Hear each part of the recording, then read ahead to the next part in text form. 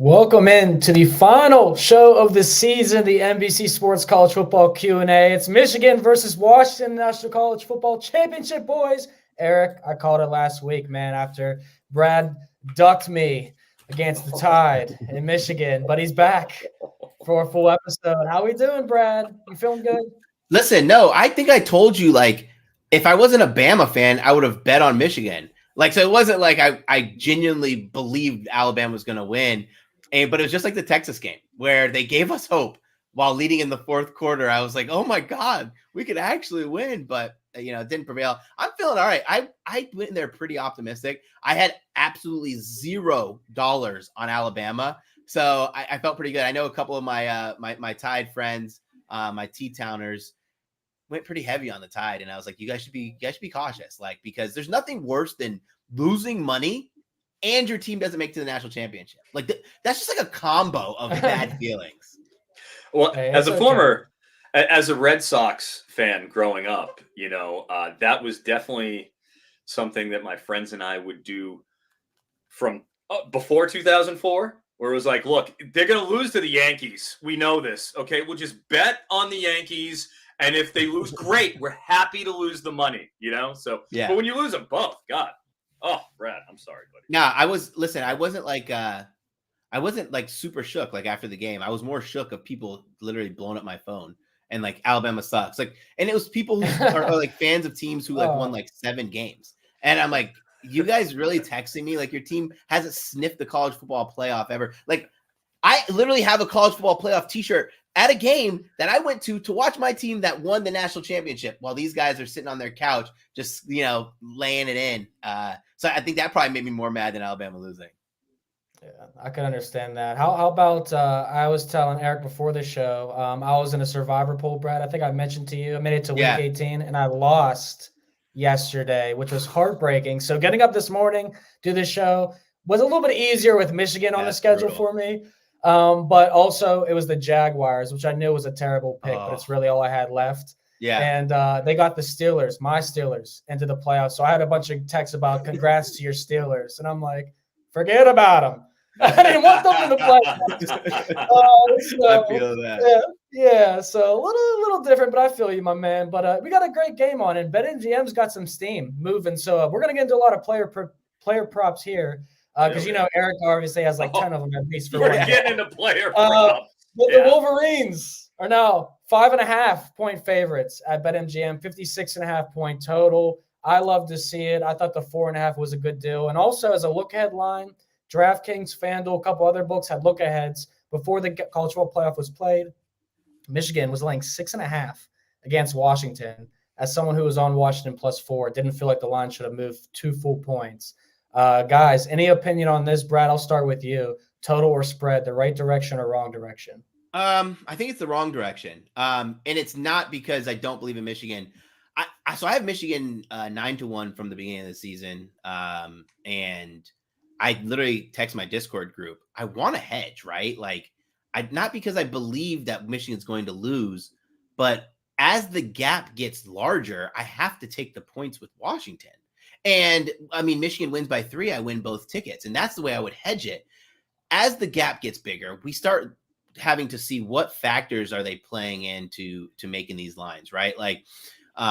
Is a statistical analysis. What statistical analysis says that one team is higher than the other? I don't have this pulled up, but I'm going to go off the top of my head. I have one EPA margin 3 for Michigan. I believe 7 for Washington. If you go all by EPA margin alone, for anybody that wants to know, that's extra points added. I think that would probably put them closer to a 4-point favorite. Then if you want to go into other factors that, you can't really talk about, you can't really know the exact number, but Dylan Johnson, how many points or half a point is he worth? Him being banged up. And then you talk about experience, which we're going to have to say this. Neither one of them are experienced in playing in this game. So we're going to put that at a 0. And then location, pretty neutral location for both sides. So I think that the books were probably right, making this a 4.5, 4-point line. But as the steam starts going towards Michigan, you kind of want to take Washington there. And then one last point, I'll touch on this. And people are going to say, well, Michigan covered last game. But I wouldn't call that, and this is not about an Alabama bias or anything. I'm from a betting standpoint. I wouldn't say that was like the cleanest of covers. And why I say that is because if Michigan doesn't miss that extra point, they only win by 1 and they don't cover the spread. So I wouldn't say that was a clean cover. Like I know you factor in everything, but this guy hadn't missed an extra point in 500 attempts. So yeah, I think it was probably closer to 4.5. I think Michigan wins this by 4, maybe 3 points. Yeah, that's a great point you made there too. I'll cut in real quick, Eric, because Michigan's covers this year in their big games have come on plays when they could have chose to cover or not. And that one, I kind of felt like the game was in direction of them covering if they came back and won, solely because, overtime was on the menu there. Yep. And that's something that I was screaming for. I had everybody clear out in the basement. I said, if you're not rooting for Michigan, get out. Eric, go ahead. Well, Vaughn, as we've talked about a couple times on this show, you and I have Michigan plus 850 to win the national title in the FSGA, contest. So I am biased, Vaughn biased as well. So I am rooting for Michigan, for selfish reasons. But, beyond that, if you look at the cap, Rufus Peabody is, in my estimation, the greatest sports gambler in the world. When it comes to handicapping, when it comes to doing all this stuff, he's got this Michigan 9. Oh, wow. So that, when you're talking about the best of the best, when it comes to capping, I got the script. That's heavy. That's a heavy 3.5 points from where we're at now. That was when we were at 4.5. You're seeing 4.5, 5.5. Yeah. Is what it's ticking up because, hey, all the late money's coming in. It's game day. Get your bets in. This is when you can go to the kiosks in the pay window and throw down. So that's what's happening, and that's why you're seeing some of this late movement as we've discussed. I am on Michigan. I am a little nervous about the point aspect of things. I really am. Obviously, we look at it as 9. I don't think it's particularly 9, but in terms of value, you have Michigan to win by 1-6 and 7-12. They're both in the 4-1, 4.5-1 range, depending on the book you're looking at. So you're getting them at 2-1. That's actually pretty nice. You played. It's something to think about. You know what I mean? Yeah. So I do have a couple of smaller positions in that range. But gosh, if Michigan wins, I feel like Washington can probably hang a little bit. The Dylan Johnson aspect does concern me, but I kind of like that 7-12 range. I kind of like that. Yeah. Yeah, right, Eric, I was gonna mention, you got to pick in the rundown on your win margin. I'm gonna say, come on, my man, you got to go up 1 more point, the next range above, because I got the script. Rodney, Washington will win. No, they're gonna keep it close, but Michigan's gonna cover the spread here because the first half I think is gonna be an excellent game. I think Washington's gonna hang around, keep it very competitive. I think in the second half though, we're gonna see a sort of 31-20 type of lead for Michigan, and then Washington will score in the fourth quarter. They will make this a 4-point game, and then we see a squad ride come through for us and cash a longest rush over and a second touchdown of the game when Blake Corum breaks one down the sideline and Michigan covers the spread. So I do think Michigan wins somewhere in the neighborhood of 11 points is what I predicted. And I think that Washington will be very competitive. The final score won't say how close this game actually was. In a lot of ways. So it's going to be a great game. Let me add 2 things here. Because I think we were both on Ohio State last year in the national championship. I tried to middle, which I thought was, pretty nice for getting pretty lucky there. But I don't think this is going to be like that national championship where it felt like the entire game where, Ohio State was winning, that it felt like Georgia was going to come back and win. Like the entire game, it felt like that. I feel like if Washington is winning and they're winning successfully, I think it's going to be scary for Michigan. But I don't think that's going to happen. I think Michigan is going to be the one that's winning, and it will have to be Washington who will have to play the guys who come back and win this game. I think they're going to be 2 totally different games. And the only reason I say that is because there's two Big Ten teams who kind of, I don't think if Michigan have the lead, it's not going to be, oh crap, we're going to hang on. I think Michigan have a chance to. Okay, Jake just said what I wanted to say. He said it how I wanted to say it. If Michigan get up early and start pounding the rock, it's going to be Washington who's going to have to fight back, not Michigan hanging on. And I think we're seeing two totally different national championships between last year and this year. Oh, absolutely. Yeah. And Connor Rogers, for people like Rodney. Hey, if Michigan loses, Rodney wants it'll be a hard night for me. Not back-to-back days where I'm fist fighting air. All right, but I'll be honest and say that I lost this game. But I do think what Jake just said will come into play here. I think Michigan doesn't have many problems scoring, and I think they're not going to be as cute as they were in the previous game with their flea flickers and such, the reverses and everything. They are going to pound the rock a little more in this game. And the offensive line for Washington is the one thing that is the most intriguing for me. We'll have Connor Rogers on the show later. He has a 20-1 preseason ticket on the Huskies to win the national title. So he is going to break up our fandom here between Eric and I, at least, for pulling for Michigan very hard. But I think that creating pressure on Penix is the key to this game because the Huskies have had the best offensive line in the country, especially in pass offense. Eric, any of your thoughts? Well, yeah, I do have thoughts about the Washington offensive line. Yeah, they won the Joe Moore Award for the best offensive line in the country. Yeah. Do you know who won the Joe Moore Award the previous 2 seasons? Your boys. It was the Michigan Wolverines. Right. Yeah. And this offensive line, well, solid, they said pass protection. I mean, you're looking at them playing Pac-12 opponents. And if there's anything we know about the Pac-12 and in terms of their defenses, they don't have a lot of defenses to be played in the Pac-12. There's just not a lot there. And even more so, what's important to me and when I look at Washington themselves, because I rewatched a couple of their games, as you guys all probably know, the long-timers, Vaughn and I were at Michigan Penn State. I was at Washington versus Arizona State. I was at Washington, Oregon for the Pac-12 championship game. So I've gotten to see these teams up close and personal. And one of those things from being there twice to see Washington and to see Michigan, both teams up close, the size of Washington is they look like they're 2/3 the size of what Michigan's guys are being put out there.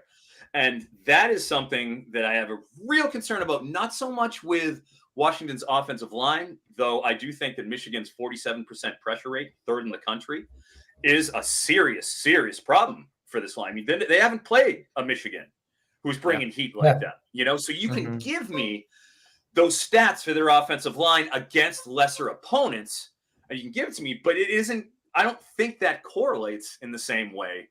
Obviously, they would if they were playing with somebody who is built like Washington is to score, to pass, to gas it up, as opposed to a team like Michigan, who Vaughn and I versus Penn State right there. I mean, we watched them take the air out of 111,000 people at Beaver Stadium by just simply mauling running. Like they sucked the joy out of that building in a way that was just, it was frankly, it was ruthless. Yes, I enjoyed it. Didn't care. Oh, we got matchups. No. We know that we can run you down. And they know that they can run down this Washington defense that ranks 125th in rushing success rate. I don't have any questions that they're going to be able to run the ball. Can they stop the passing attack that has proven if you let Michael Penix sit in that pocket, he is going to dissect you. He's a pocket passer. Michael Irvin, the Michael Vick comparison is one of the stupidest things I've ever heard in my freaking life. What doing? I said it before and I'll say it again. Michael Irvin, I saw you last year.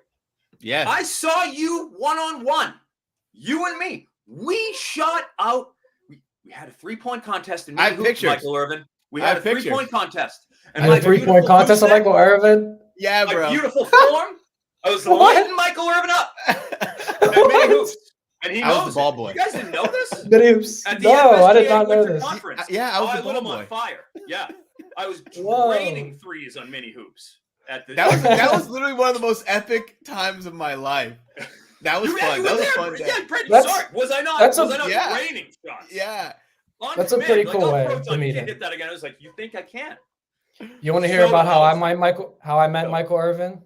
I was working the Los Angeles Super Bowl, and it's the media row. I walk into the bathroom, and Michael Irvin's using the urinal, and I go, "That's Michael Irvin," and he turns and looks at him like, "Have a good day," and I walk back out.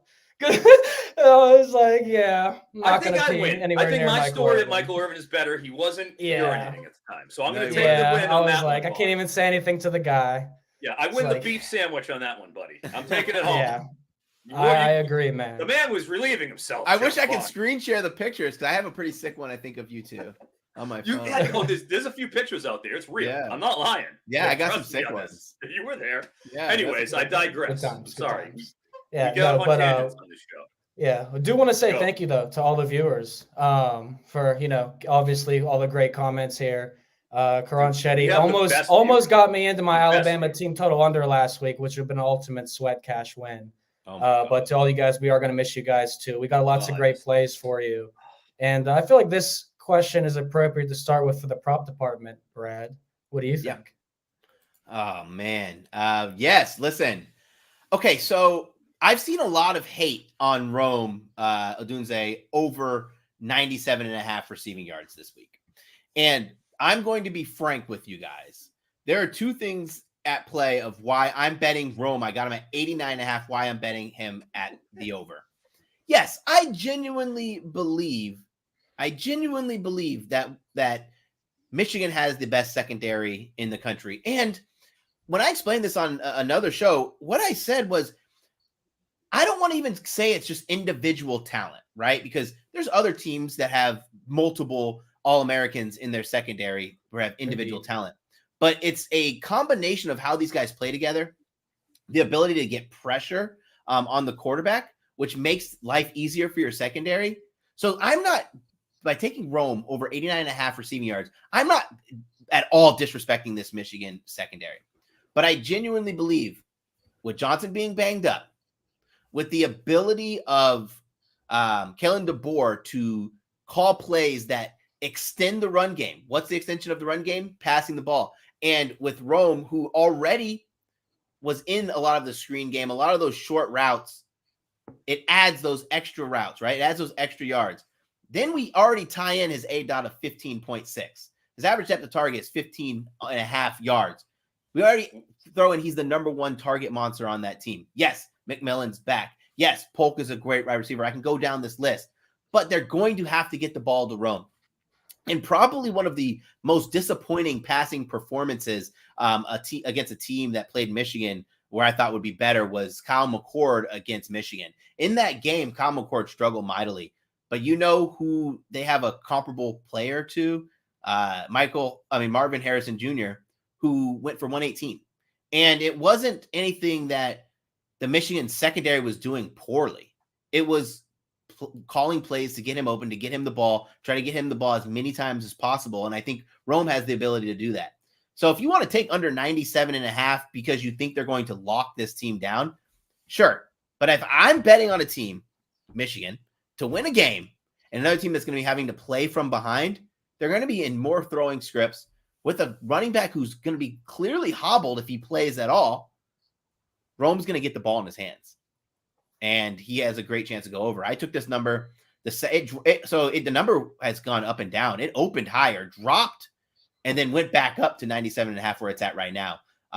So that's my reasoning of why I took this. It's not my best bet on the board, but it is a bet that I'm fairly confident in.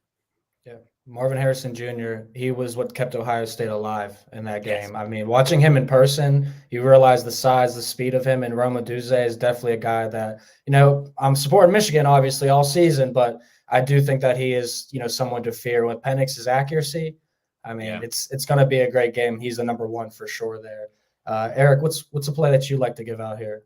Well, first off, I'd like to thank Double K. Yeah, with a good laugh. Eric's getting up like 6 or 7 times. Let's go. So I got a little animated. Squad rides? Started getting a little excited. Yeah, the chair squeaking is not Brad's child. It is my chair. So thank you, Double K. Appreciate it. That being said, with Brad's assessment, I totally get it. And if we're looking at trying to ascribe and look at how I think game script wise, how things will unfurl, I don't disagree with him in the sense that we're going to see.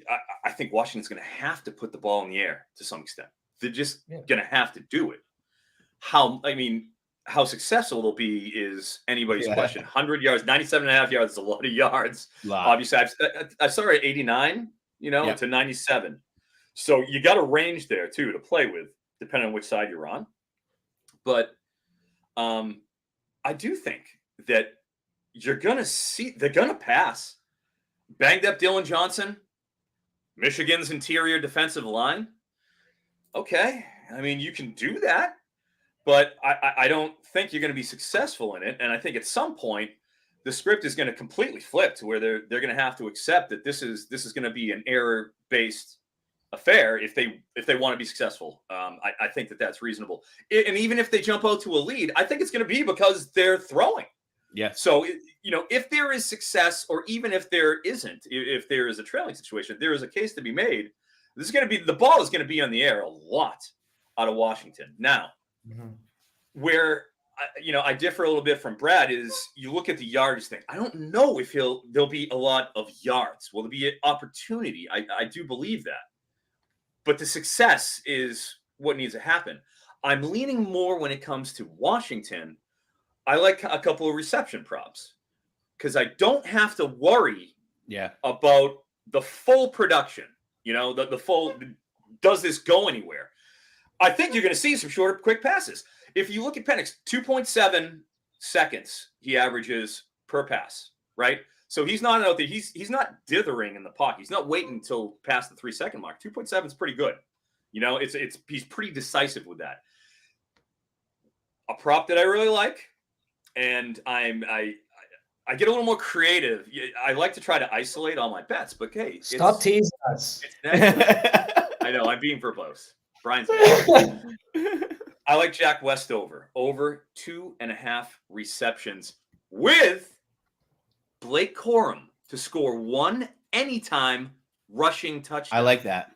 Me too. First off, as we all know with Blake Corum, it's been one of the more overly discussed things this week when it comes to his lines. The 2 touchdown line started out at plus 150 for Blake Corum to hit 2 touchdowns, down to even money as we sit here today. All right. And the reason why is, dude, Corum has scored 2 touchdowns in each of his last 6 games. He is the bell cow. He is the goal line option, and he is going to get 20-plus carries. His line's at 21.5 right now. He's going to be around it. I feel great about it. So with that, I think you're getting the value of, great, look, Corum scoring a rushing touchdown. Yeah. This is happening. He scored at least one. It's happening.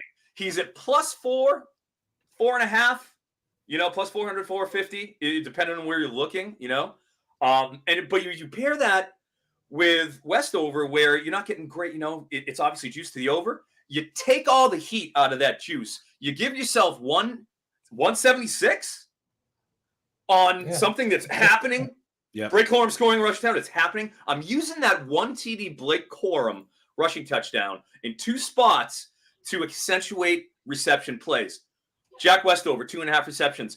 Anybody who follows me for college fantasy football in any way, shape, or form purposes knows I wrote a full tight end column about, the strategy around what to target, how you look at tight ends from the collegiate level for player performance. I look at wide snaps. Okay, what's his wide rate? Jack Westover led the nation in wide snaps last year with like 12, 13%. He's at like 9% this year. But the point is, you put athletes on the outside. Yes. All right. Jack Westover, former basketball. He came into Washington, changed he didn't play football until he was late in high school. But he's a freak. And he got 8 targets last game, caught 6. And he had 2 specific targets when I watched that game where these are game plan manufactured touches. He ran a screen, inside screen, came out and got a nice hit out of it. And then they ran a bailout, like sell out to the right, leak out to the left, and they hit him. Like that's designed for Westover. 8 targets last game, at least 2 design manufactured plays, 83% catch rate with 0 drops. He is as safe as it gets. He is who Michael Penix looks at and says, I need a completion. I need somebody I can depend on. It's Westover. So we have an elite athlete who is proven that he can succeed. You're going to throw it to him. He's going to catch it. If it's anywhere near him, I want is over 2.5, and you're getting almost 2-1 odds. Yeah. Give it to me. And the other one I would say, Jalen Polk over 3.5 receptions. He's only gone under 3.5 receptions like 3 times all year, and they were 0 receptions. He was banged up. He was a little banged up, and he came back, and it was a game that didn't matter, and he had 0. He's not getting zeroed out against Michigan. It's the script is going to make sure that he won't be zeroed out. With him obviously being juiced to the over, you take the heat out of it with Corum, and you get the 121 positive money. Love both of them. Before you move on, for people watching, it is so nice for like the amount of props we get for the college football playoffs, because during the regular season, FanDuel's not offering a lot of these reception props, but make sure you dive in. And one more thing on your Westover prop, 7 out of 11 hit rate too so far this season. And the games where he didn't, I think the script was just like, he's a dreamboat. Yeah, the script was pretty absolute, a handsome man that you have to give your attention to. Yeah. I love the creativity here, because you're not going to be able to bet Blake Corum touchdown props minus 350. Yeah. Christian McCaffrey territory here. Yes. And he's scoring, but we are going to have more Blake Corum props on the way, because there are a lot of ways to play him in this game. In the comment section, we have some custom parlays. We do have some futures MVP on the boards, but we're also going to bring in our guy Connor Rogers here to give us a little Washington love. All right, we're getting a little too Michigan heavy, and if you don't know who Connor Rogers is, which most of you should, he's the host of the Fantasy Football Happy Hour show on Peacock. He's done tremendous work on the NFL and the NFL draft all season long. He's holding that 20-1 preseason ticket on the Huskies. And Connor, I can't believe NBC would send you into an ambush like this, man. How are you feeling? I thought this was the Washington Huskies watch party. That's what they told me. And then I walked in. I was listening. I've been watching the show, and I'm hearing all these Michigan props, although I love Froton's Washington prop. That's an absolute beauty. And I mean, now I don't know what I'm doing here, Rod, to be honest with you. I've been avoiding all Michigan fans for a week, okay? And for a week. I even have people in this building. I'm at NBC. We just finished our show yelling, "Go Huskies" to me. I should have. This is what I get for opening my mouth. But you know what? We're here. We're going to have some fun. Yeah, no, I mean, you got great value. 20-1. I mean, Eric and I were bragging about plus 850 that we got on Michigan, but maybe we'd actually win the FCS. We'd actually win if we had a 20-1 ticket, Eric, but now we're looking at maybe a third place finish in that. I did the math the other day, by the way. But Connor, I mean, in this situation now, it'd obviously be easier if you're in a Michigan ticket and you're trying to bet Washington to hedge. Michigan's now 5.5 at most places. Are you going to hedge out of this, and how do you plan on doing it? I'm honestly not, and I'm even surprised by this. I've waited on this for 3 days. It's and you know what bothers me the most is I had a preseason ticket on Penix to win the Heisman. Same. These are my pairings. And it's just disgusting to me that he didn't win the Heisman. And everybody's like, do we vote for this award the wrong time of the year? And I'm just like, I hate all of this. So, and Jaden Daniels is an amazing player, not to take away from him. But so that's why I'm sitting here like, man, there's a really good chance I just walk away with nothing from those 2 bets that I thought were great bets when you look at it. Penix ends up as a really a front runner for the Heisman for so long. Washington is having this run. I laugh at when you think of the second game against Oregon when they were 11-point underdogs or whatever it was. It just is these crazy things with this team. I'm just going to ride out this Cinderella at this moment right now. Let the pack go out on top. I know they are 4-point underdogs. I understand the matchup here does scare me. I mean, Michigan's going to be able to run the ball. Washington's really going to be tested in a way maybe they haven't been tested, because Michigan's going to keep the ball away from that high-powered offense as much as they can. But at the end of the day, I think Washington has a superstar quarterback, and I don't think Michigan does, as much as people like J.J. McCarthy. I don't see him in that light. I don't think they let him play like that anyway right now. So I'm just going to ride it out and have some fun with it. Man, Connor is such a baller. Yeah. Such a baller, isn't he? Let me caveat this. I'm cool. I don't need to hedge. I'm good. Let me caveat this. I had a good NFL year that capped last night in a pick'em that made this decision a lot easier. Okay. Like there's some actual thought to this. I'm not just a moron for people watching and like, how do you not hedge a 20-1 ticket? It's at the point now where I'm like, with the way the line is, it's almost just not worth it factoring in how NFL went for me. If it was something where I'm like, damn, I got to make this even, I normally would. So this is a very, very rare case scenario. Well, you make a great point, because it's one thing if you're hedging on the underdog and you're Yes. going with a money line and you're getting that plus money. It's another thing if you're laying it with Michigan. I think it's up to like, 250. I don't know. It's minus Oh, it's 2. terrible. Yeah. If you're There's Jason not a big K, way to do it. Yeah, if you're Jason K, I mean, you have the hedge today. I mean, this is the position you want to be in. He placed this ticket almost a year ago. So after the national championship last year. That's amazing. Jason, so that's where you hedge. Go. Wow. I mean, yes. Because you already have Washington was the underdog against Texas, so you're even getting more value in this national title game. That this is a perfect hedge scenario because he's going to do so well either side of it. Where I can't sit here and say that. Yeah, thank you for putting that out, Jason K, and helping prove it. Me and Connor's theory here. Thank you, Connor. Can I ask you a question? Please. Can I ask you a question? So you said you were on Michael Penix Heisman. Everyone who watches the show knows how much I was begging for that to come home. When I look for a Heisman, I look for a couple things preseason. I want a good offensive line, a great set of wide receivers, upside, and a team that could win their conference. What was the thought process that you had going into placing this 20-1 bet on Washington? So number one, just overlooked because of the conference they were in. Nobody cared about this team. When you look at the turnaround last year for them, they were the least talked about good team in college football, in my opinion, with the star quarterback. I thought he was phenomenal in 2022. No one cared to the point where the kid had to go back to school. I thought he should have went to the draft if he got the feedback that I thought he deserved. And he didn't get that feedback clearly because he went back to school. I think it worked out pretty well. I mean, he ends up going back to Washington. He almost went to the Heisman. He's playing in the national title game. He's probably going to be a top 15 pick, where last year on his best day, he would have been a 3rd, 4th, 5th round pick. So all in all, I'm so happy that worked out for him. Going into the process though, Brad, I think number one, they are so well coached on both sides of the ball, and they have a lot of talent, but they are really well coached. They have 3 NFL caliber wide receivers. I mean, Jalen Polk to me is the most underrated of the bunch. Yeah. I really like over 3.5 tonight, as you guys were talking about.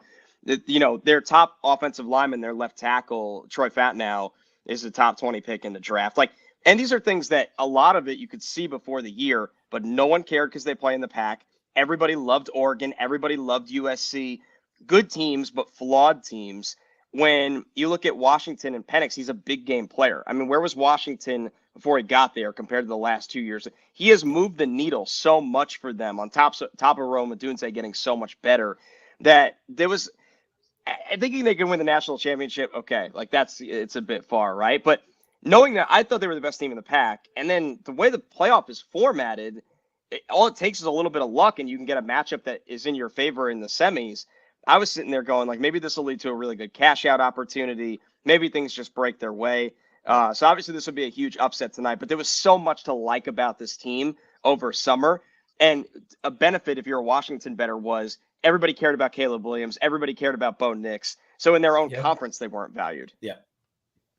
And Bo Nix is another guy too. Up a lot of Heisman's team too, coming from another. He was at Auburn struggling, like Penix was at Indiana struggling. But you find the right OC, the right scenario, and then you see what could happen for these guys. Penix, to me, I'm not an NFL draft expert, so take this with a grain of salt, literally, the smallest grain of salt you can find.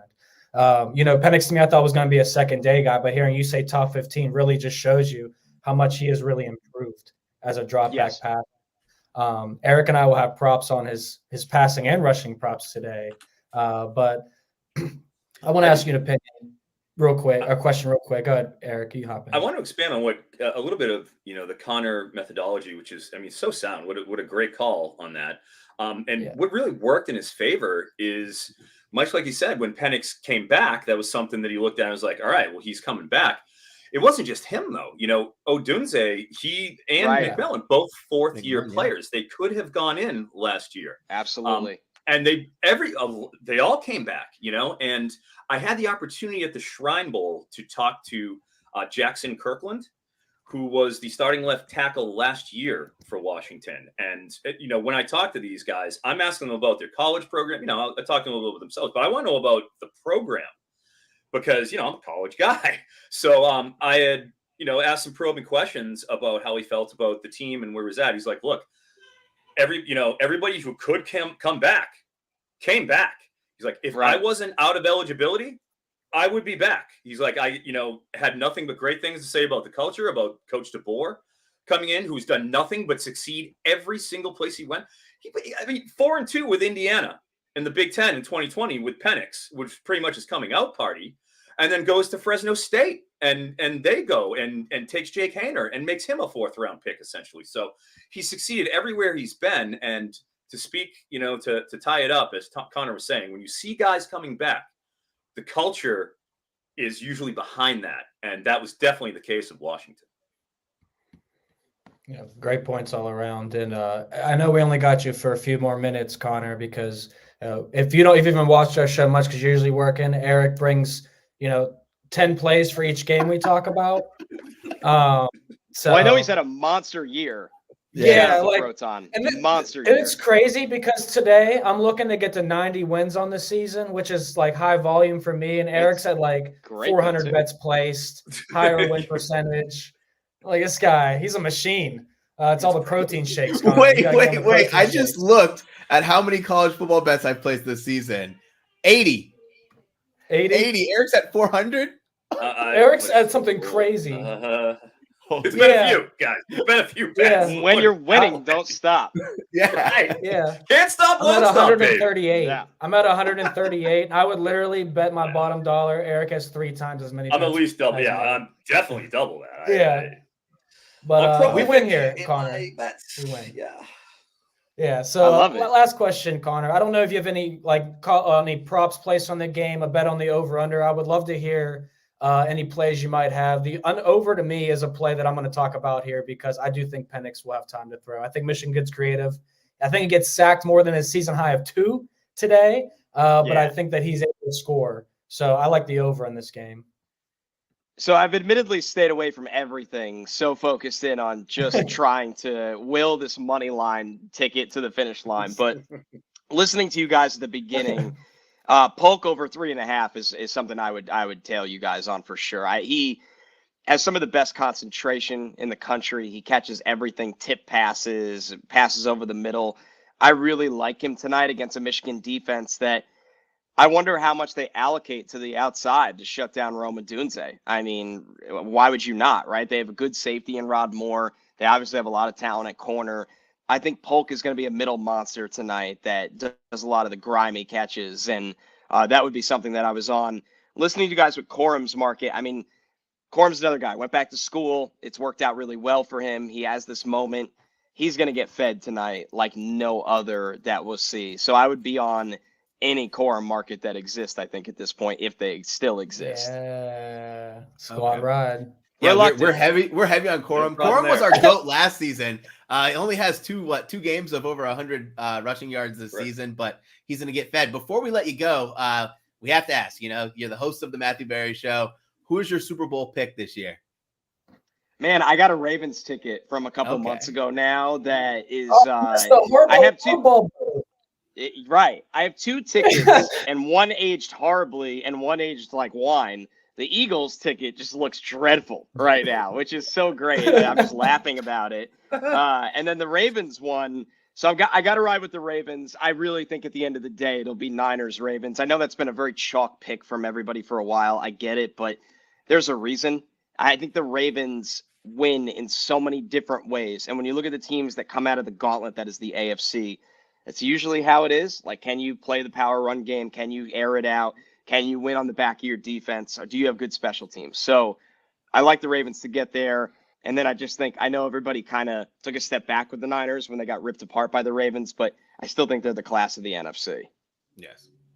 Totally fair. Yeah, totally agreed. Yeah, I was on shows this week talking about, I guess you to take Chiefs and Cowboys because the value, Connor. So it's Ravens and Niners. They're the 2 best teams, clearly. No, but now, like people listening, that's not a good bet for them, the Ravens, the Niners, right? Those were good bets months ago. Yes. I agree with you that the value play is, I like the Rams to win the NFC if I'm going to go with a super long value.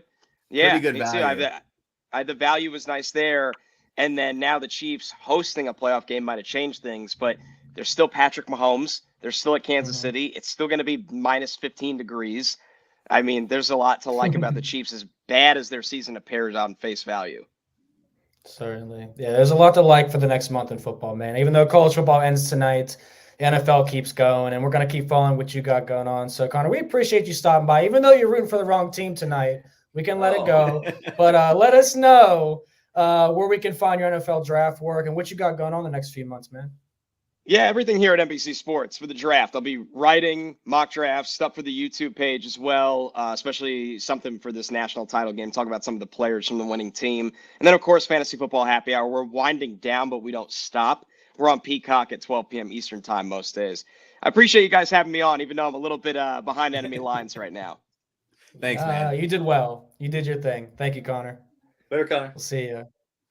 That was great stuff from Connor Rogers there. And it's going to be a hell of a game, man. I am super excited to see this game. And I am super excited to talk about one of the props that were just brought up by Jason here. Thoughts on Penix 2.5 rushing yards.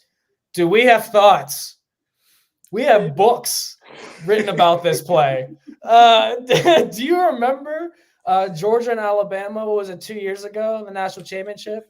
A guy named Bryce Young, when they gave us a rushing prop of 1.5 and 2.5 yards, and we all laughed to the bank.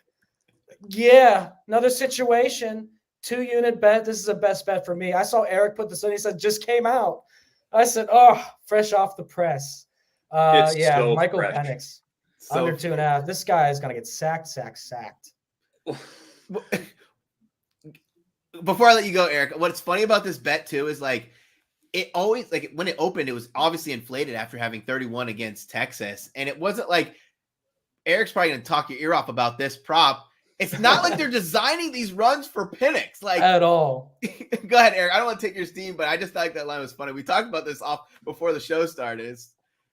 This is a best bet. I have You need to know, first off, I don't know if you guys realize this, because I saw this happen in real time, and you need to see my soul left my body when it happened. FanDuel opened this. Sit down. 13.5. 13.5? 13.5 rushing yards. They opened this up at. It's at 5.5 on FanDuel right now. I went to bet it. And it went bye-bye. It disappeared, literally, as soon as I went to get my money in it. So like I'm hurting right now. That being said, this is incredible. I still think this is a play on the under. Okay. If you're looking at the entire season through 14 games, he only cleared 2.5 yards 3 times. Yes. It should be 4 times out of 14 games. And you got to understand, there aren't any RPOs happening in this offense. There aren't any, maybe we'll do a designed QB draw. There aren't any of those. These yards that he got, he rushed 3 times last game. Every single one was a scramble. He went for 31 yards there, against Texas. Okay. All of them were scrambles because Texas was just like, fucking go. Pin the ears back, bring the edges around, whatever. They didn't even think about it because Michael Penix, out of the upper echelon of quarterbacks, that top 10 that we have, the Heisman caliber QBs, he had the highest rate of throwing when flushed from the pocket. 71% of the times that he was flushed from the pocket, he threw. Of those 71 times, 38 attempts. He completed 9 of them for 86 yards. Okay. You saw that when he ran and had to do this on the run against Texas. You look and you watch in the first half. I know 2 instances where he was rolling to his left and had to go and turn, and he is lefty. So he's going to make that throw and he just spiked it in the ground. And when he is completing those passes, it's short. He's not rolling and finding somebody, sending someone deep because he sees that, there's a broken coverage and dialing it long. His eyes are down. All right. Yeah. He's not very accurate on the run. He's okay handling pressure. He's good handling pressure. Like he can handle that. If it's in his face, he will stay there. He will take the shot if he knows that he's got it, and he will give it to you. Like, he will do it. But when he's flushed, he isn't good throwing on the move. Michigan's defense has a 47% pressure rate, 3rd in the country. That is what Michigan's doing. Michigan's going to dial it up and test him. And that's what he's going to have to get. He's going to have to overcome. He wasn't dealing with any defenses, the caliber of Michigan, as we already kind of discussed ad nauseum. All right. I don't see him escaping without getting at least sacked twice, probably. And if he's getting sacked twice, you're looking at 15 to 20 yards. He's going to have to run for more than that. I just don't see that happening. Anybody who's an NFL bettor, remember, NFL, you get sacked, it doesn't count against your rushing yards. College, you get sacked, counts against your rushing yards. Very important factor here. Bet Rivers has it at 9.5. If you have a Bet Rivers account, start one. Open it up, find it, go get them. Right now. I still think it's play at 2.5 on the under. Yeah, I played 5.5 on FanDuel for anybody who's wondering. Yeah. On the other side of Colin Wilson. Playing it right now. Love it. Love it. Other side of Colin Wilson. Very excellent capper. He's wrong. Yeah. We'll see. Froton versus Wilson. We got some heat here. I love it. Yeah. I literally just got a phone call on air because I was texting the dude and I was like, yeah, I need to place this Penix bet right now. Under 5.5 on FanDuel. So, I think that is a best bet for me. 5.5, 2.5. 2 ACLs. Two. Yeah, the 5.5 is minus 115 odds on FanDuel. The under on DraftKings is plus 118. I think both of them are pretty good bets here. I think does this constitute as a squad ride? Like, Brad, you're hopping on this too, right? Yeah, we can hop on. I had my Penix numbers up, bro. Like I told you, I got this new computer and they disappeared. But I wanted to talk about how many, his scramble rate is not very, it's not high. Like as someone who loves betting quarterback rushing, it's my favorite thing. When you bet overs, even when you're at a number like 2.5 or 5.5, you want guys who are getting design runs and scrambling a ton. Because sacks happen in college football. I know Oregon's only been sacked, 0.7 times per game, but look at the pass rushes they've played so far this season. They weren't prolific. And do you genuinely believe, I know it's a Joe Moore award-winning offensive line, do you genuinely believe they're going to go back-to-back games without allowing a sack? It just doesn't happen. And his creativity in the pocket, his pocket awareness is great. I've talked about this to exhaustion. So it's not me dogging him by any means. It's just a fact of life that all it takes is one 13-yard sack, one 11-yard sack, and you're pretty much in business. Yeah, and keep in mind with the sack rate, as you talked about, in 7 of their last 10 games, Penix has been sacked. He's taken at least one sack. All right. So, chances are, like you said, he didn't last week against Texas, but it's Michigan. And Texas's, pass rush is a pittance of what Michigan's putting out there. The one absolute apex of of the pass rush. So, we'll see. Maybe Colin Wilson's right. He's an incredible capper, and nothing but respect, but we'll see how it goes. Yeah. This is the best college football. And Knish is on the over rushing too. Wow, I'm going up against Wilson and Knish, guys. Here we go. Let me tell you go. Action Network versus NBC, I guess. Michael Penix has only had 7 scrambles so far this season in all games played. That's 7. And 3 of them came last game, pretty much.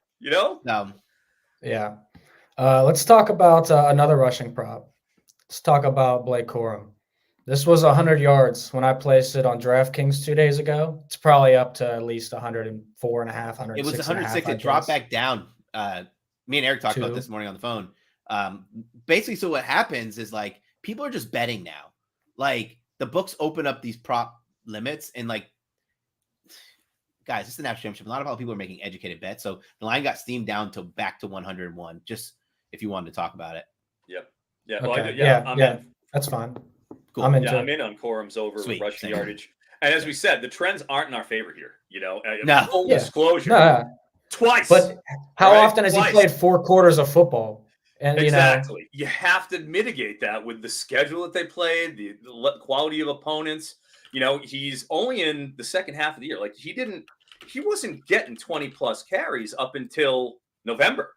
He didn't see that the first 2 months of the season, because you remember last year, Corum was hurt. Corum went and his leg was wrapped up like a mummy, and he played in that TCU game, and he got 4 or 5 carries, and he was done. You know what I mean? This guy, he wanted to play so bad, and he couldn't contribute. He wanted to. He wants this. And he's going to get all the carries he wants. He's going to get the full, absolute, complete load.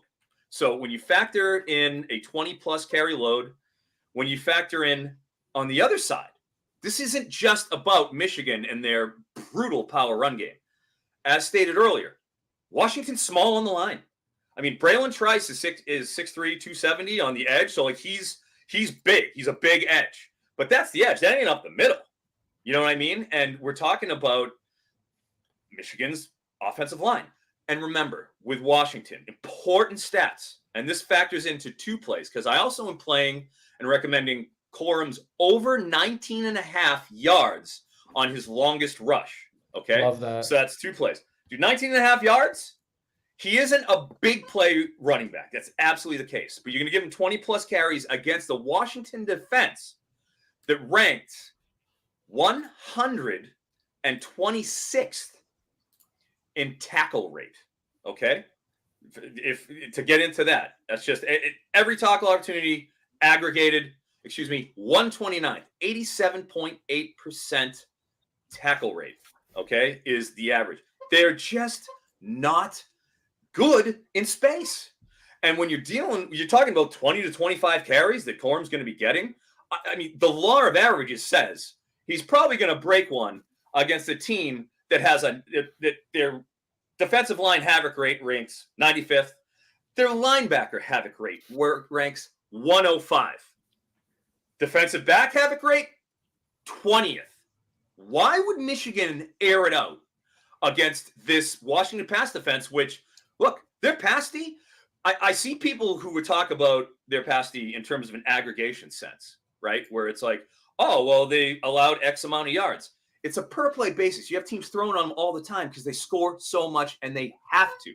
So they're facing more plays, pass plays on defense. They're good on a per-down basis. They're solid.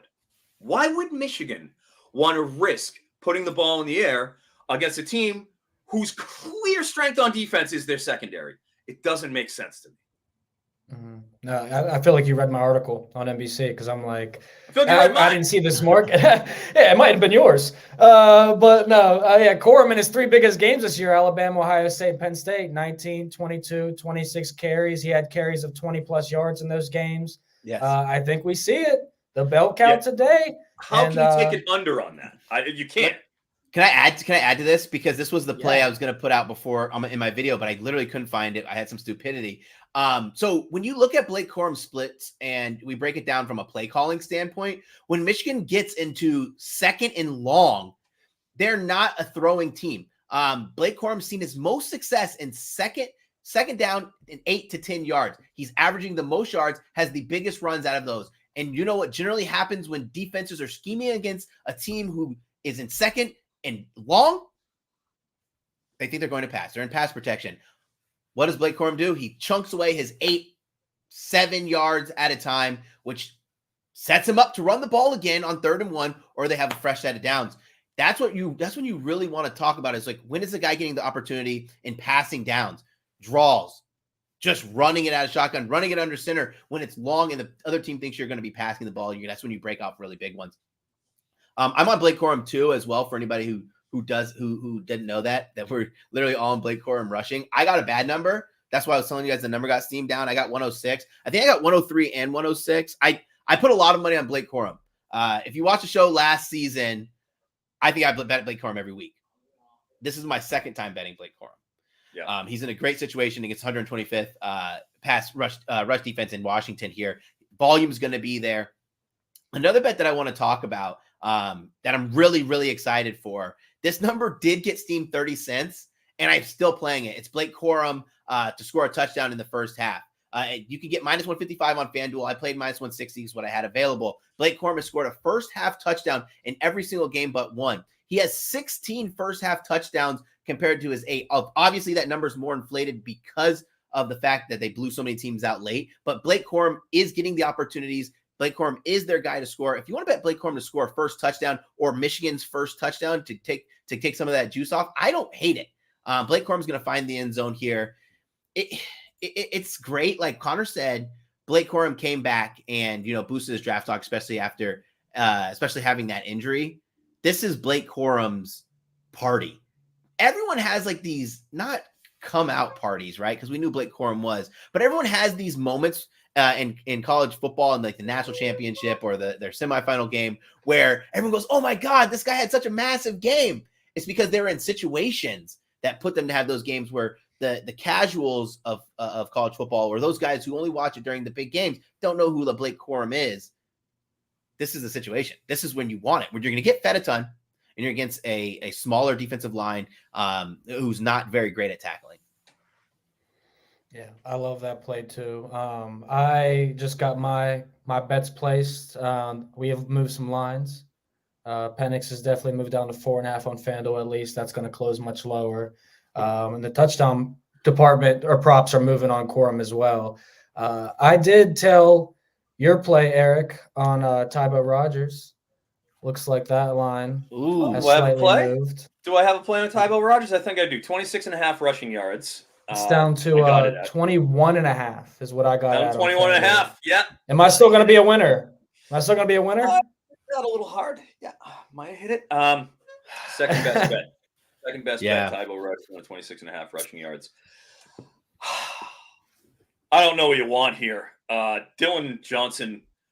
This is, if you looked at the usage of the running backs last year for Washington, it was a committee situation. You had Cam Davis, who got injured before the season, and they would just rotate. Richard Newton would get his time. It was a three-man weave. Cam Davis gets hurt. He had a great spring. He looked great. Everybody's saying, all right, Cam Davis is going to be the guy. We think this is going to be his time. He's out for the season. Dylan Johnson transfers in from Mississippi State, and he goes, right? He has gotten the lion's share every single game, all year long. No one has even remotely challenged him. He's hurt. Is he Blake Corum hurt 2022? Because that's what we remember. Yep. Okay, Corum's playing last year. Okay, here we are, 4 or 5 carries, hit the bricks. Clearly didn't have it. They're saying the good thing. They're saying he's been banged up all year. He's played every single game. All right, maybe he has. Hopefully he does, right? Tybo Rogers is 185 pounds. Yeah. Okay. If you want to use him as a scat back, you want to use him as the all-purpose option, you want to use him as, for the dump-offs on the third downs, that's great. You want to run Tybo Rogers to the teeth of the Michigan defense? No. Absolutely not.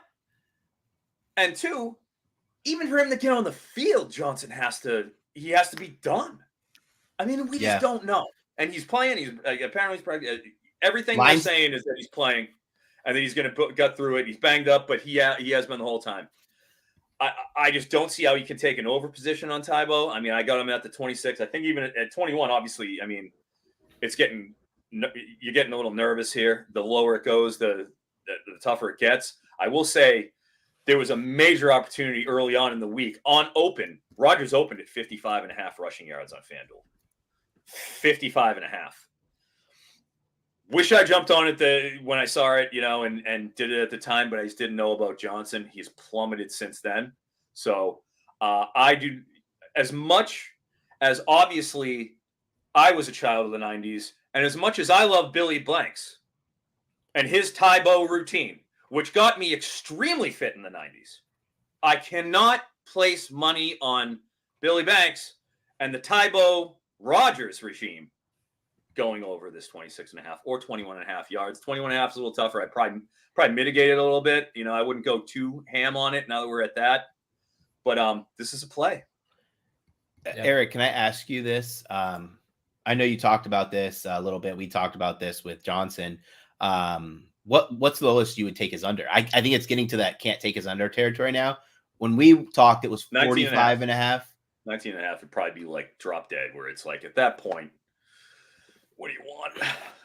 Then you don't even have the 20 yards of buffer at that point. And then it's just a matter of him filling in. And then if he gets the volume, then he'll get the volume. But I would see him used in a scat back role. He barely saw the field during the season. Mm-hmm. What's your favorite Michigan prop? I'm going to take him. I'm going to pair him with a Michigan player on Prize Picks. Well, on Prize Picks. Let me get to this one then. anybody who's read my column that came out earlier this week about Michael Penix, Prize Picks had him up at 2.5 total touchdowns. Right? He has 3 rushing touchdowns in 14 games on the season. Okay, so I could pretty much kick that out. 2.5 total touchdowns on Prize Picks. Is that still available, Brad? I would recommend that play on a Michigan. Under. You're a Michigan player. Oh, I need a Michigan player. Good job, Froton. Well, okay. Corny John. Oh, I knew it. I should have known. You know it's corny. I should right? have known. Love this guy. Let's give Cornelius Johnson his respect. I mean, I did. He's been on the show quite a few times. They don't throw. They don't he have isn't to throw. Davion Robinson, Yeah. but he is at least all Big Ten college football player props guy, right? He's at least all Big Ten. Probably, he deserves honorable mention All-American for Corny John. So I'm going with Corny on that. With the under 41.5 is right in that ballpark. But we're seeing that again when we get to the script. Why do you want to put the ball in the air against Washington? Why do you want to test that defense and risk giving up an interception if something goes wrong and you're gonna turn the tide of the game on that? I see Penn State. Me and Vaughn were on the field, deflated the entire Beaver Stadium. They just mauled them. Yeah. Why wouldn't you beat up this small defensive line that ranks 125th in rushing success rate of Washington? It doesn't fit for them. Yeah. So that's also why I'm on a plus money play. Yeah, I mean, I can't argue with you. Yeah, on let's get a plus Corny. money play, baby. Yeah, plus money play, Brad. I saw the chat was talking about one of your plus money plays, which I'm gonna get to in a second too. But Corum scoring twice, man. Like this guy, he's did the 6 straight games now. And he also had his first receiving touchdown of the season last week against Alabama, which I thought was pretty cool.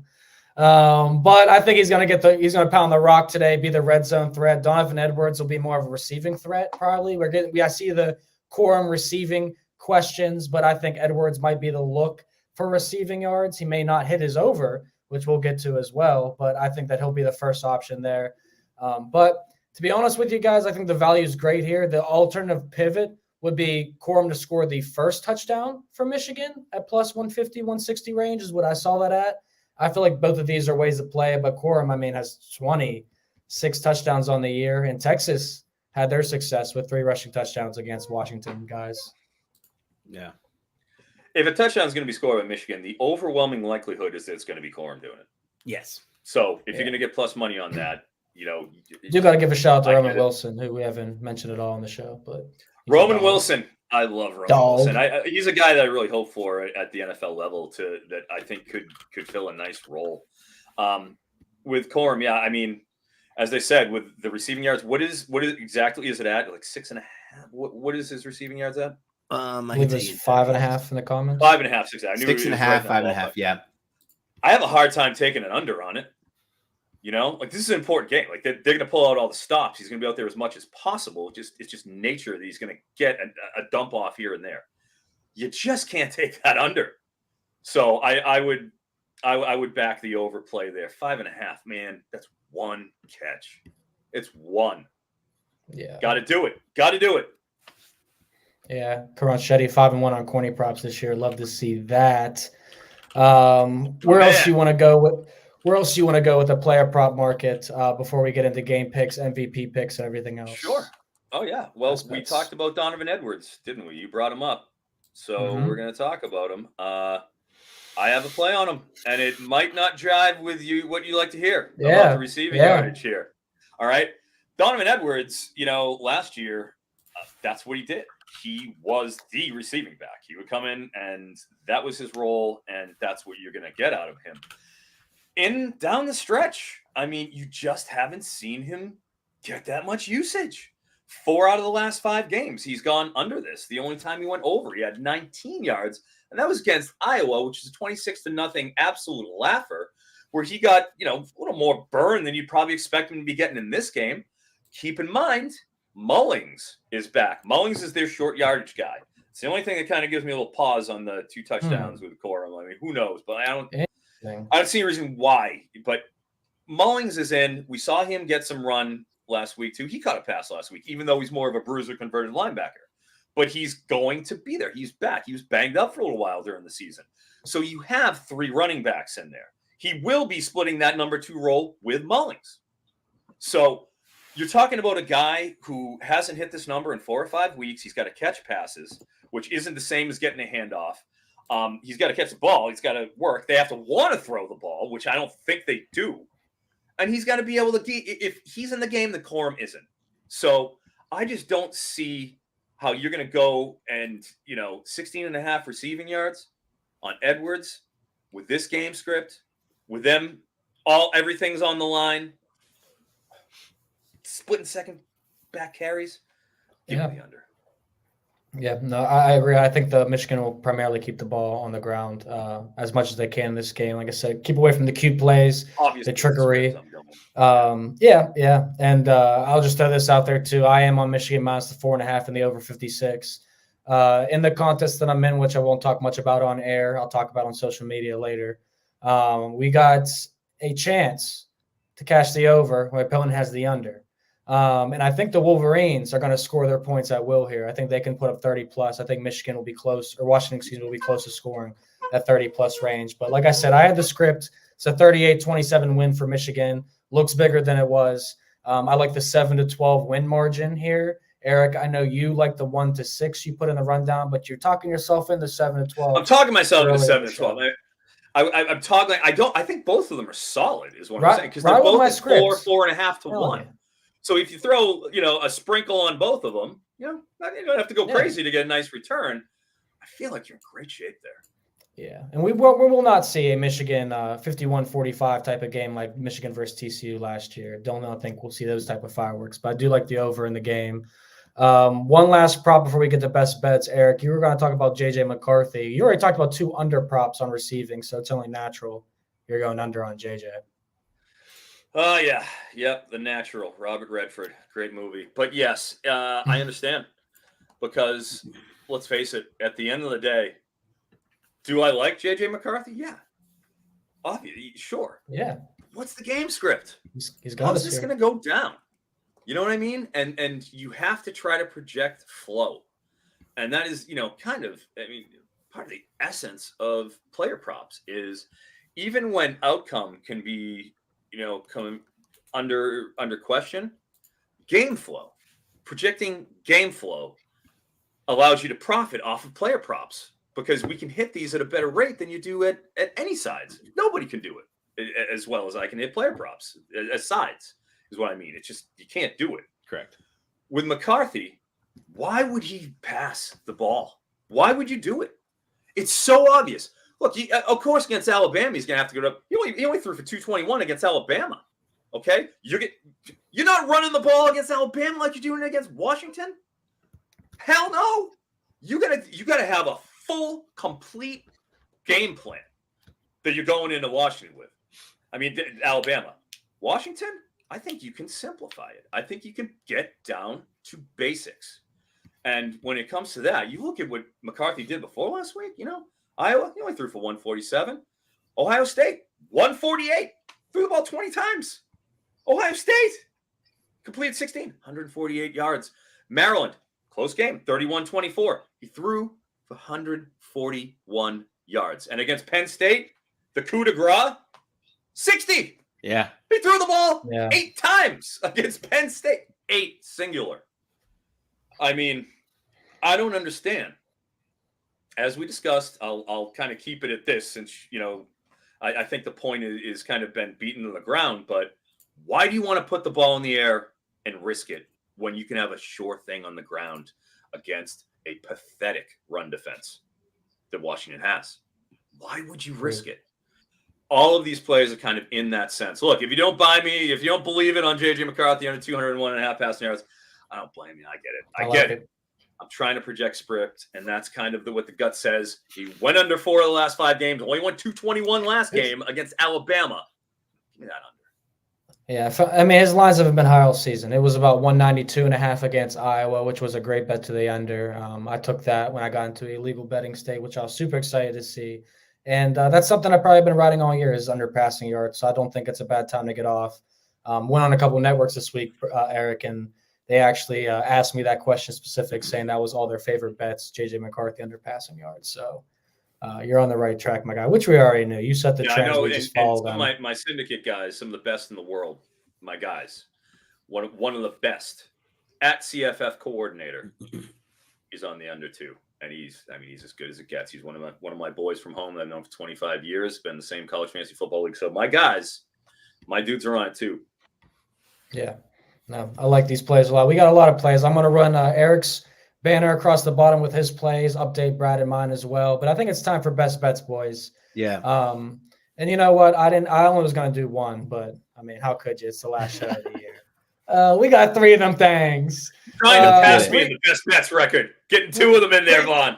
Yeah. And for some reason, Blake Corum didn't show up on my best bet sheet right here, but you know he's on it. You give me 3 seconds.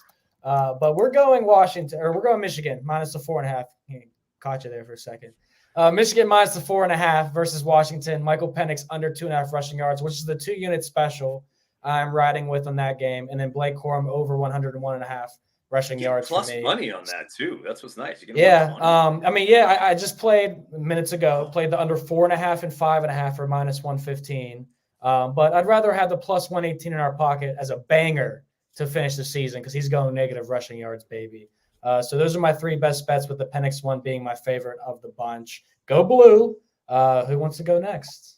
I'll go. Mine's Blake Corum, first half touchdown. I mean, when you have a guy who's hit this in every game but one, how do you not take it? I wish it was still minus 130, but I feel like that price got gobbled up instantly. Or minus 135, excuse me. Sorry, I saw Sam Adams. He said Oregon rushed for 200 yards and lost. I don't want to sit here and say that I believe Oregon's a better team than Michigan, because I don't. It's just simple as that. And the difference, they run different. They run different kinds of schemes there too. Like,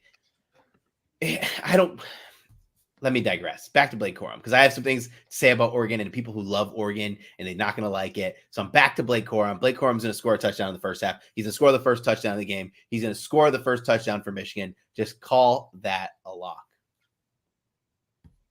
Sounds good. All right. Well, I mean, you guys already know I have talked. I've used a lot of oxygen on that play, so I'm just gonna let it. Just accept it. That's what it is. It's the Penix under there, 2.5 rushing yards, getting plus money on it too. They're basically begging you to take it. All right, so be it. Take my money.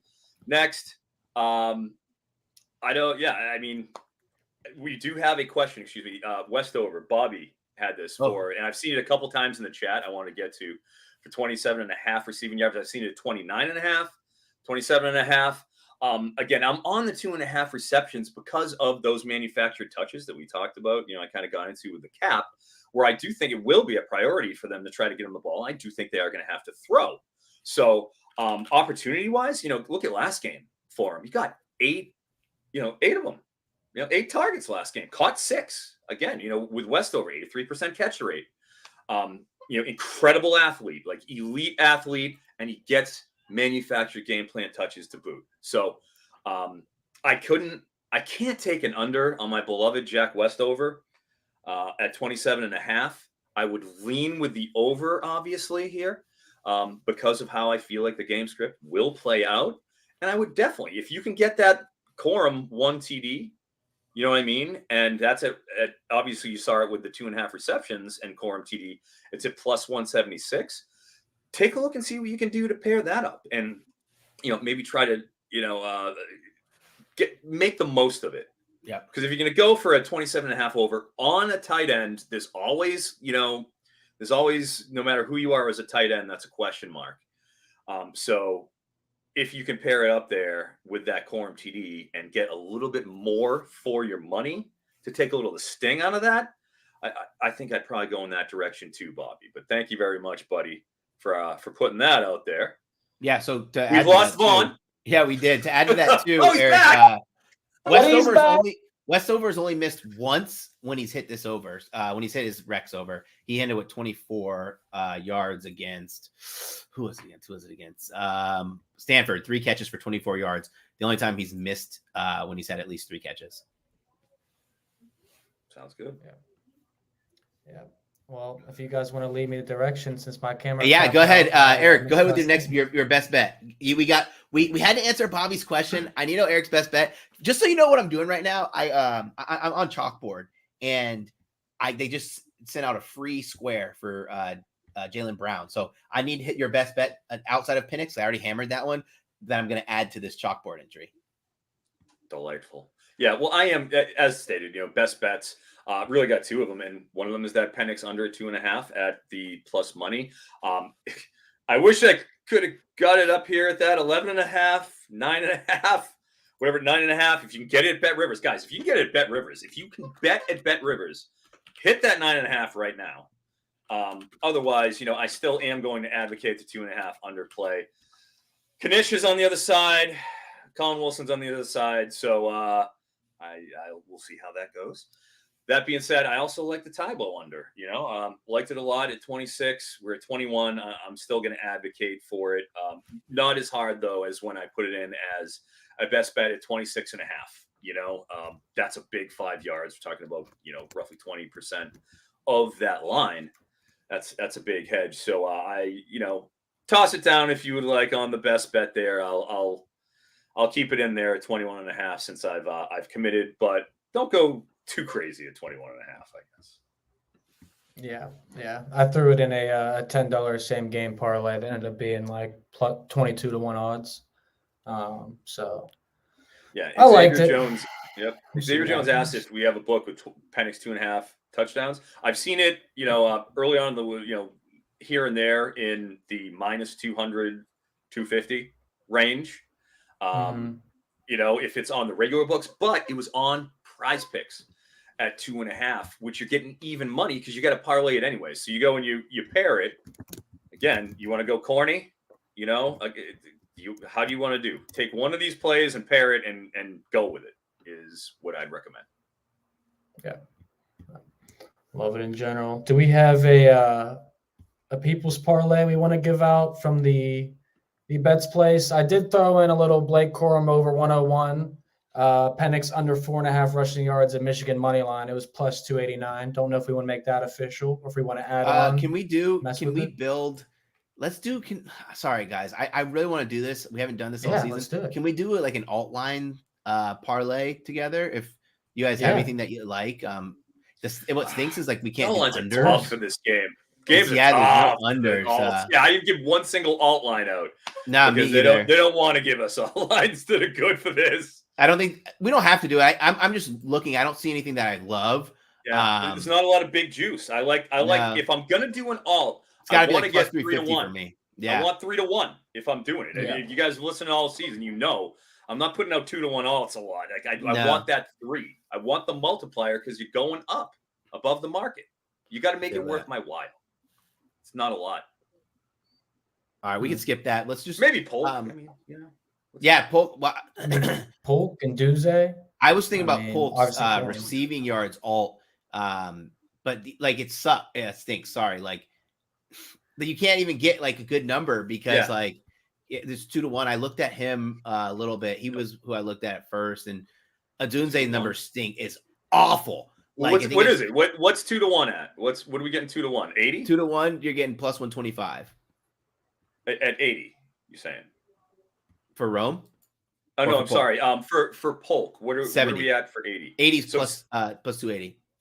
80's plus 280. Yeah. I'd kick that around. It's almost at the 3 to 1. Let's check FanDuel. But that's a big shit. I just would rather 60 plus for 2 to 1. For Polk. Let's see what FanDuel has. Yeah, see, FanDuel's 80 plus at plus 220, 90. See, that's what I'd seen. That's what I was going on. I was looking at FanDuel. I was like, man, 80, you're going to give me 2? You're going to give me 2 to 1? I mean, he was at 53 as his regular line. I'm going to go to 80 and only get 2 to 1. Thieves. I hate the books. They hate me. I just feel like when Polk goes over, it's like he goes over massive. So I would just want to go all the way. What's his 100? Put a buck up last week, Yeah, he goes. That's what he does. When he has big games, it's 100, 120, and it's these crazy throws. And we've been on Polk a few times this year. And I think what was that game? Where was he? We went was against Stanford or Arizona State, where like it was one of those two, and I had his receiving over at 59.5 or something, or 49.5, and I was sweating, and then he had like a 60-yard catch, and I was like, okay, and then ended with like 100 and something yards. He did have a great game in Arizona State. I was at that game. It was great. He was the only one who did anything on the team. If you remember, they literally needed a pick six with 4 minutes left in the game to finally get the lead over Arizona State. So like they got smothered that game without a doubt. Again, on the chat, we got a couple others there. Specifically, Mark Dietrich is the man. He has been following us all season long. He hits me up on Twitter. I go to the DMs. He is a big Mark Dietrich fan. Plus 700, 7-1 on most receiving yards, and that's not bad at all. Like you said, Polk, he's the deep threat. You're not going to get that out of McMillan, and McMillan's going to have Sanders still on him. That's another thing about the Washington passing attack. I think Sanders still is one of the best 3 slot corners in the country, and he's pretty much an every down slot nickel corner. He's going to be on McMillan. Good luck. And then I think we don't know until the game starts, but Will Johnson is an elite corner. Okay. Does Will Johnson, as has been speculated, does he stay? Does he travel with Odunze and just man up on him, follow him around the formation the whole time? Because if that happens, which I think I'm leaning towards that happening, you got Michigan's CB1, top cover corner on Odunze. You have an elite nickel defender on McMillan. And you got Wallace on, CB2 on Polk. You might be talking me into this at 6-1. I like Polk, man. I already got his over on the reception. So yeah, at 7-1, most receiving yards in the game. There are worse bets. I'm okay with that. You could throw in probably Corum 2 touchdowns for me, or Corum first touchdown of the game. Corum first touchdown as a long shot for Xavier. Yeah, okay. That makes sense. Yeah, I say that. I'd put that in the parlay too. I wouldn't want to go much higher than like 125 for Corum on the rushing yards in this game. He's only eclipsed this. He's only eclipsed that once, and that was 120. Yeah, Eric just said it. Yeah, he bombed Penn State. Oh, yeah. How could I forget? Long shots. Vaughn is sitting there watching it. Listen, I'm not trying to say it before I get the bet in, because then it just like you guys evaporate the line. But I think I'm going to have to take the Jalen Polk. I shopped this line for 100. Listen to these other options. One book's paying plus 370. Another book's paying plus 400, but I get plus 600 on DK for Jalen Polk. Like, I think I have to take it. And that's at 100, you're saying? Yeah. Interesting. It's better than me taking 70. Oh, yeah. Yeah. Because let's face it, that's 6-1, 7-1 if he's the leading receiver in the game. I don't think you're going to see a Michigan receiver lead the game. I mean, I think that's pretty solid. Yeah. And then if it's going to be one of them, why not Polk? Yeah.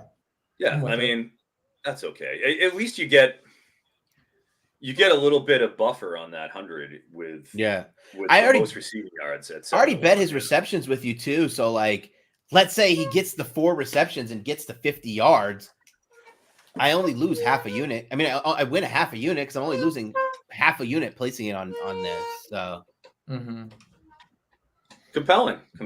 So I would say we're on it. Jalen Polk could be, if you have to go with the over, I'm going with Polk on that receiving side. I feel the most confident about it of the Washington receivers. Yeah, I think on the Michigan side too. Michigan's even though I tough. don't see him throw much, like I can't take an under on Roman Wilson. I just like him too much. You're gonna call me a sicko. You're gonna call me a sicko. The only alt line that I looked at for Michigan was JJ McCarthy 50+ rushing yards. Because, and listen, let me tell you, JJ McCarthy, I think he hits his 21.5. I'm not taking it. But the JJ McCarthy right now. Dude, he opened at 13.5. Yeah. Rushing yards. Is stated. JJ McCarthy is stated. He's coming back next year. Stated he's coming back next year. Do I buy that? If JJ McCarthy has a 2 yards, one of 25 yards, and the other one of 15, I think he hits the 50 yards. I know that only equals 40, but he's going to have couple scampers inside there, and he throws for 200 yards and they win the national championship, and then he becomes player of the tournament, the most outstanding player. He's in the draft. I don't care what no ifs, ands, or buts about it. Think Matt Leinart, right? Like Matt Leinart comes back, stock drops the year after. I think this is the opportunity to happen with JJ because, and it's no offense, I just don't think JJ is. I don't know if JJ has a next ceiling. Yeah. Especially if Jim Harbaugh is on his way out, which we haven't even touched on much because there's a lot of things going on in Michigan behind the scenes, as there has been all season long. But yeah, I think that's a great point you made. I also heard rumors that if he could get cleared by the NCAA to get an extra year of eligibility, which he should not, Taulia Tagovailoa could be the quarterback at Michigan next year. Was one of the rumors that I was seeing. I think he should get his extra year of eligibility. Everyone says he's out for blood, but he only played like 2 snaps when he burnt his red shirt. So it's not like he played a whole season and it's like, oh, I'm coming back. So I'm all for it. I'll say this. Go ahead. But I was going to say, if Harbaugh stays and Tagovailoa is a quarterback next year for Michigan, we're right back on this train, baby. Like 100%. We never left. But if none of that happens, we're off. A grander conversation that I think we need to have is like, I'm all for NIL and the transfer portal for what it's doing for college football. People say it's like destroying it, but you have to think about like guys like Michael Penix, guys like Bo Nix. Like we're having these compelling conversations. Florida State undefeated, who just went and had a bunch of transfer guys, NIL money. It keeps borderline day 3 guys from going to the draft to get money. It makes them continue to work better. It makes the product better, makes more compelling stories. So allow him extra eligibility. I know it takes away from somebody else, but I don't care. I want the product to be great. It's certainly been great this year. Yeah. I will say that as a parting shot here on the with one last thing. We had talked about, the Michigan from 7 to 12, 1 to 6. FanDuel does have an option at plus 185 for Michigan between 1 and 13 to win by 1 to 13 points. Pretty damn good, guys. That's pretty damn good. I think that covers all bases. FanDuel's been pretty nice about that. Give me that. I don't think 2 to 1. I don't Michigan think 1 to 13 2+ touchdowns. No, that's. We got to do this.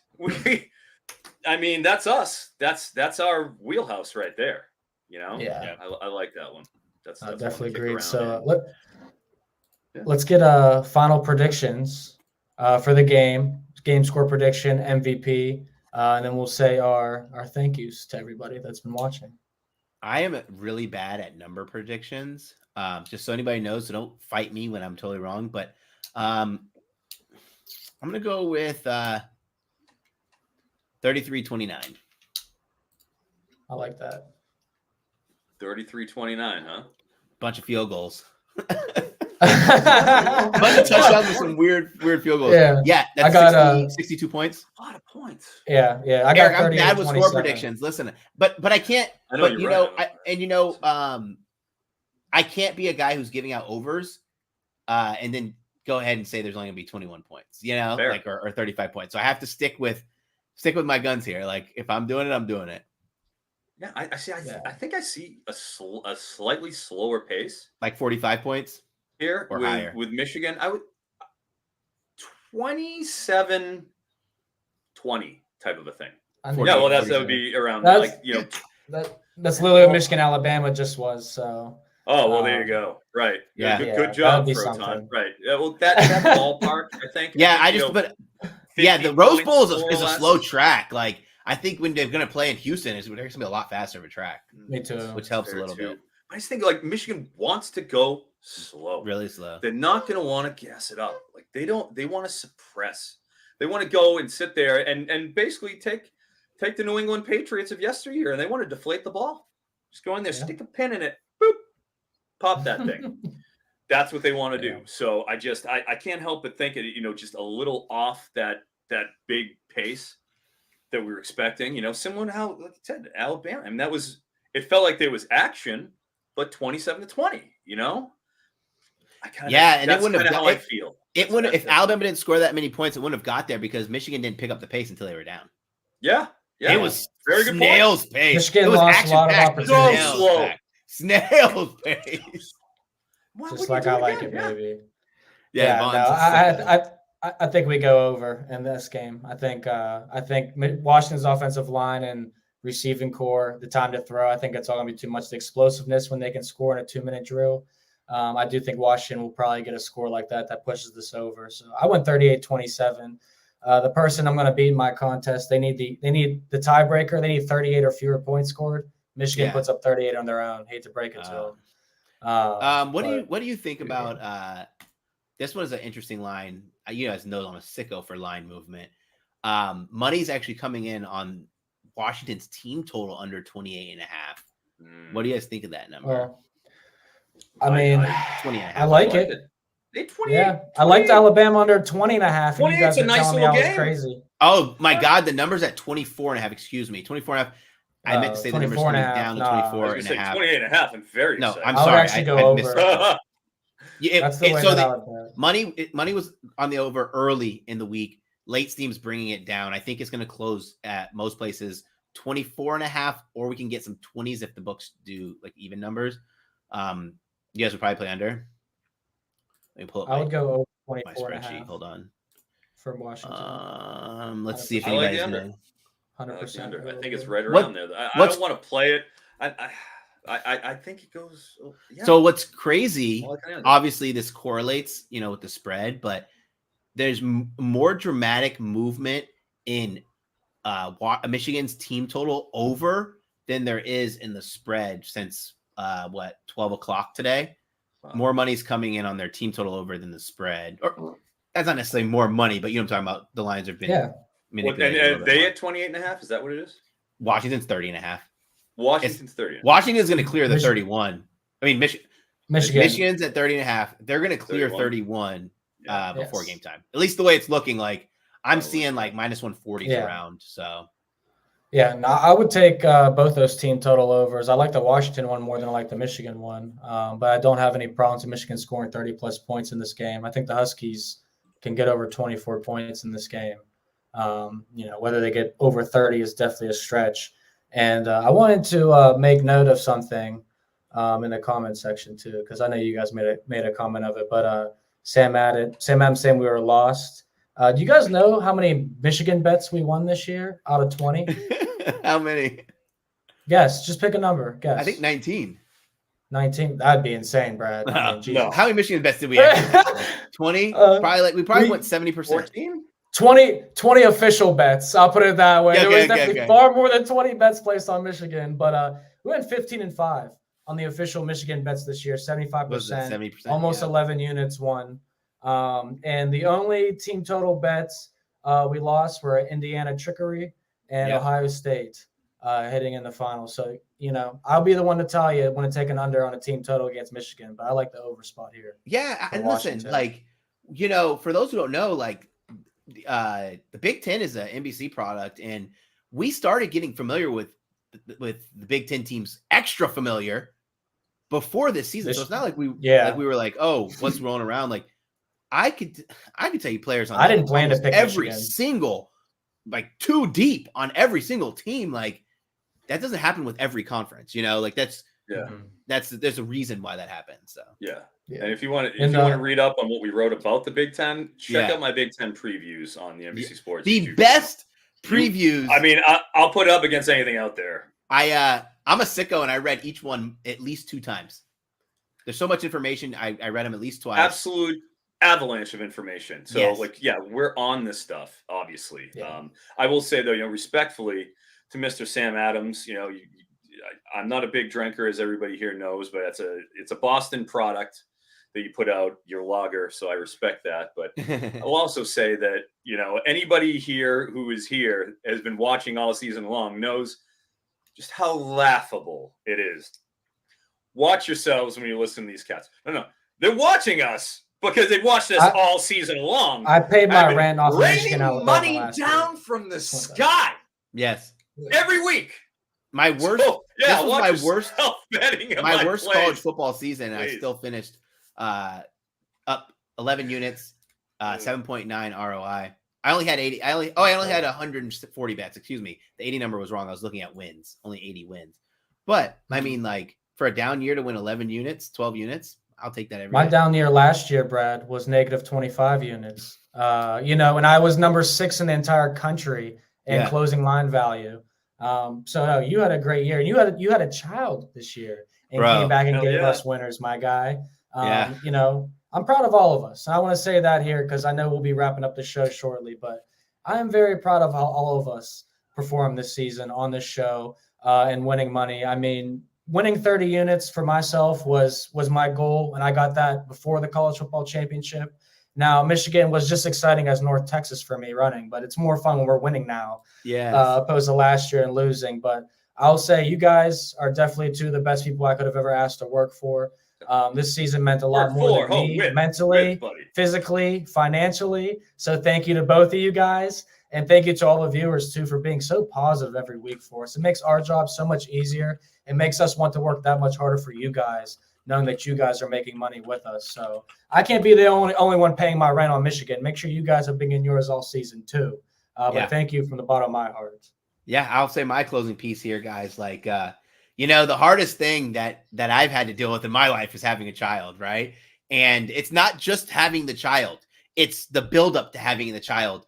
First, your wife's pregnant and she can't sleep because she's not feeling well. So you're losing sleep. You're making sure she's taken care of. You're not be able to study as much. And then it's my wife. We need to get her labor started. Now you have to deal with this. Then the baby comes. Now you're not sleeping at night. Then you're finally starting to get a rhythm. But now the baby's crying and you can't study as much. And you guys have been absolutely great. Not only like the people in the chat, but you two personally, like let me take some time off to get that extra needed sleep, and then coming back and welcome me with open arms. It's been absolutely great season. I wouldn't change anything that happened for a reason. I know last year we won like 90 units or whatever, something absurd in college football. Oh yeah. I was bad after the baby was born. I lost a ton of units, but this year we finished on a positive note and I had a ton of fun. So that's all I could ask for. Hell yeah, and I echo all those sentiments about you guys. I don't have to tell Brad and Vaughn. You guys know how I feel about you. All three of us, we're all good friends. The three of us. I love both of you guys in real life, on and off screen. It's just how it is. I'm blessed for that. But I will take I'm obviously pretty lighthearted. I will take a somewhat serious turn on this a little bit to talk about things. I'm not the guy who goes on, Twitter or Facebook or anything and kind of emotes, but last year I went through a lot. I had an adverse reaction to be it COVID, be it shot or anything like that. And I ended up getting a very serious brain issue. If anybody out there knows, if you know what encephalitis is, if you know what meningitis is, I had both of them. It's called meningoencephalitis. And for a year and a half, I was having seizures every day, paralysis, inability to emotionally regulate. Like just my brain wasn't working properly. And I got lucky because a lot of people who have what I had, they don't come out of it. It took a year and a half and, NBC was there. They were very, everybody, you guys were there for, I couldn't be any luckier with how things have transpired. And it's what I got. It isn't anything it did. It just showed up one day and a lot of people had it a lot worse than me. And I was lucky that I got the viral version of it. I didn't get autoimmune encephalitis. I didn't get bacterial encephalitis, which I probably wouldn't be functioning at the capacity I am right now. If I did, I might not be alive. So it's as serious as it gets. And every day I had to go through that, and it was hard. Every day I'd have seizures. It was a living nightmare. But I came out of it this year, early in the off season, and I didn't. It hasn't come back, and it's been just a great year. And everybody out there who in the chat, You know, you guys, a lot of you hit me up on X, and I try to converse with everybody. If you guys want to talk props, guys, I'm here to talk props. And I'm just so thankful because we have real, not just people watch our show, but like some of you guys are my friends. You know, some of you guys who have contacted me. You know, the Mark Dietrichs, I mentioned him before. You know, and Karan Shetty is a guy that I correspond with off script, and you know, Bobby Boucher is one of the boys, and Kevin Conley, cannot forget Kevin Conley, and Shane Whitted, and you know, I'm gonna forget people, and I hate myself for it. Tony Mellons is out there, you know, Marty Chamberlain, all you guys, Marty. You know, and I could go on, and I'm sorry if I miss out on you, but dude, it's always such a great time. I look forward to every single one of these shows. Every Friday morning, every Saturday morning. I love doing this, guys. I love getting to come out for free. I don't want to be behind a paywall. You think I want to be behind a paywall? You know, no. I want to give you what I got. I want you to go out, and I want you to do what Vaughn does with Michigan Bets. I want to make you money. I love being the Robin Hood of college football. And I take from the books. And I give to you guys. I can't tell you how much I love it. I love it because they don't care about us. The books don't care. If people, they'll take every cent you have. So when people get shut off because we're winning too much, good, take it. When they come out and they're watching, when the lines change, when we're doing our bowl shows every week, and it comes up and down, good. Feel the pain. I'll leave you with this. This year, I moved to the Northeast, so you guys. I'm back in California now. I moved to the Northeast specifically to do props. Myself and my dudes, my guys up there. I grew up in Boston. My dudes I grew up with, who I've been doing college fantasy football with for 23 years. They're incredible. They're just as good. They're incredible. CFF coordinator, my man China Maniac on X, comes out as China Maniac. He is an absolute baller.